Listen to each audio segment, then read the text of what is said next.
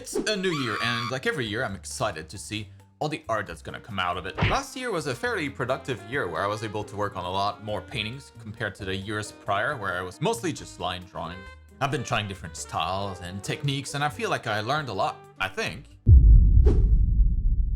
So for this very first video of the new year, I wanted to take you along for the first creation of 2025. So I have a rough idea of what I want, like this fierce racer, a drawing with some cool foreshortening, cool perspective, but the rest is very much up in the air, so we'll figure that out as we go. I just hope it turns out good. Yo, this might be my best drawing in this anime style. Oh my god, look at all these layers. What have I done? So if you're interested in seeing how a professional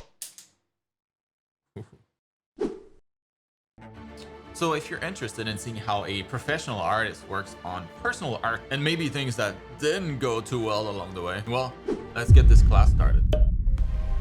So it's very early in the process. My plan with this one is to revisit this perspective I did for my Dragon Ball tribute last year, but like try pushing the quality even further. I'm going to need a clean line art to get moving, so that's going to be first on the list. With this style, the coloring does a lot of the heavy lifting, so the drawing doesn't need to be super detailed. It's just pretty hard to change things later, so it does need to be kind of final. One tricky detail working on a very symmetrical composition like I have here is that it tends to feel pretty static, which is not good when I want her to feel like she's drifting in her car. So that's why I'm trying my best to add details to break that symmetry as much as possible, the hair and the wind being a good example. I also wasn't too sure how to draw the interior of a car from that specific angle, so I used a reference to get an idea.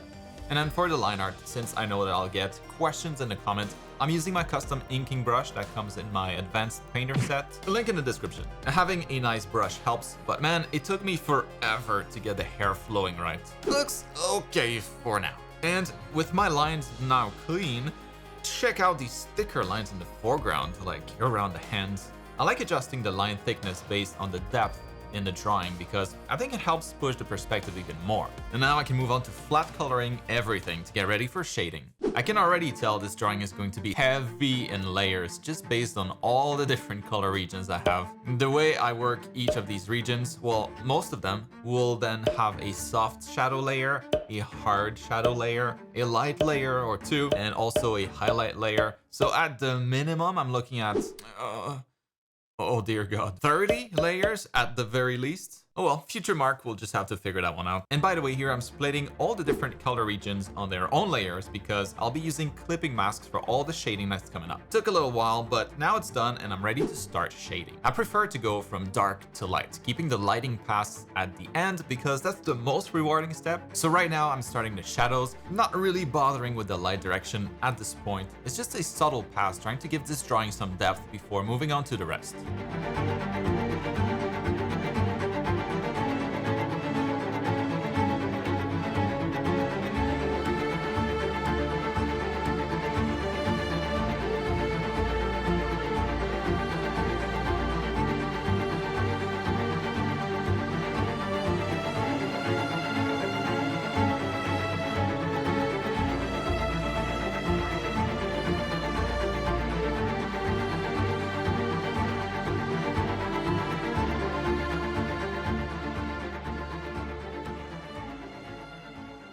And real quick, here's how I'm planning to color this. So I think going for super warm colors will be the way to go here. Cars are hot. Racing is physically demanding, so I wanted the heat to be felt through the colors. Reds will usually do just that, so my color palette is looking to be mostly reds and oranges with just a little bit of blue here and there in the background mostly to balance things out. You want to have both cool and warm colors. And as you can see here, I started with the midtones, so everything is pretty dark, but we'll be building the highlights as we go, and this should all come together nicely at the end. Before hitting those highlights though, I like to switch to a soft brush and lightly add some more overall shadows to help break up these larger flat surfaces. Gradients rather than plain flat colors always tend to look nicer, right? And I'm happy with that. Making good progress, but there's still so much to do. This step is the big one though. This drawing is about to completely change. Let's switch up to much lighter colors now and start painting in the sunlight coming through her window. And I think it might just look a little nicer if it hits right on the side that her hair is flying around, because there's some opportunity for more cast shadows this way. I don't know, I just think it might look boring coming from the other side. So Layer by layer, I'll be adding new clipping masks for my lighting pass and hitting up all those different regions. It's kind of tricky to imagine where the light stops to make it feel like it's coming in through the window somewhat realistically. So I'm just gonna let my experience carry me through this step. Time to finish up.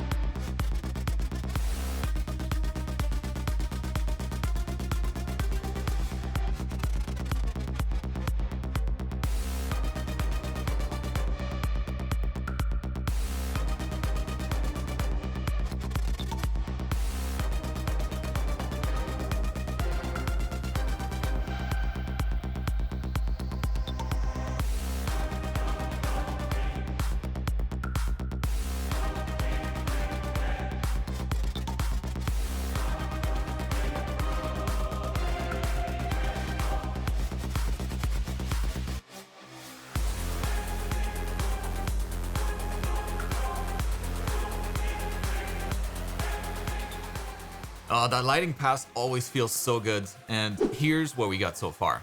Lines, flats, hard shadows, soft shadows, and lights. We're still only at about 50% done though, if you can believe it. So this can still look a lot better. And if this is something that you'd love to also be able to do yourself, I actually built a university level program that you should take a look at if you'd like to seriously level up your skills and learn, everything I learned throughout my 20+ year career as a professional artist. You'll find the link to the art school program in the video description below, and until the end of the month only, you'll be able to get it at a huge discount because the New Year sale is live. Join over 27,000 students already leveling up their skills and come hang out in our private school Discord. It's a good time. And again, link down below.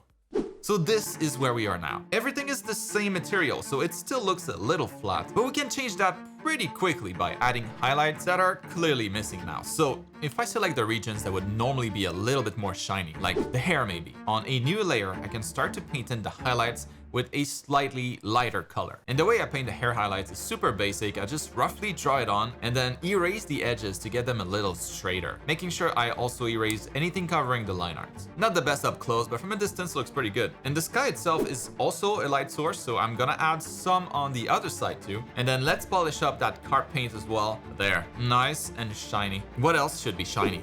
The goggles? Yes. The center guide on the steering wheel? Check. The dash? Check. And now that we have some variety in the levels of glossiness, the bold black line art is really starting to stand out too much for my liking, so I'ma color it. With a new clipping mask directly over my lines, I can just go around with a lighter color and start making them disappear a little bit. It's subtle, to be fair, but I think it helps. That's before and after, and just look at that layer when it's not set as a clipping mask. Oh, what a mess. Back to being a clipping mask. All right, now, how about we wrap this up? Just a couple more things left to do. First, I gotta add clouds in the background. Then add blue glow coming from the outside of the car. Add some glow from the speedometer. Add that same light onto the gloves too. Add some noise to the car trim to give it a bit of texture. Add noise to the car paint. Add the highlights for the eyes. Add a few extra strands of hair. Add more noise everywhere except the skin. Oh my god, it's impossible to find what I'm looking for here.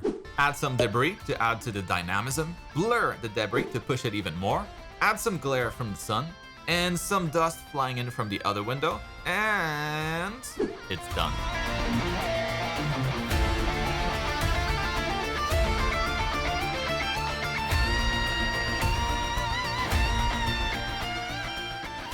It's come a long way since this sketch. 8 hours in total over the last 3 days, and I think I did level up a bit. This, to me, looks better than the one I did last year, so in that sense, it's a success. For now, I'm going to put down the pen and call it done. It's not perfect, but I kind of achieved what I wanted with it, so now I can start thinking about the next one. Let me know what you think about it. And if you wanted more details about the technical side, like which layers and layer modes that I've used and all that, check out the class where I cover it all right here in the top right corner, or check out these other classes you might like. I'll see you in there in a minute.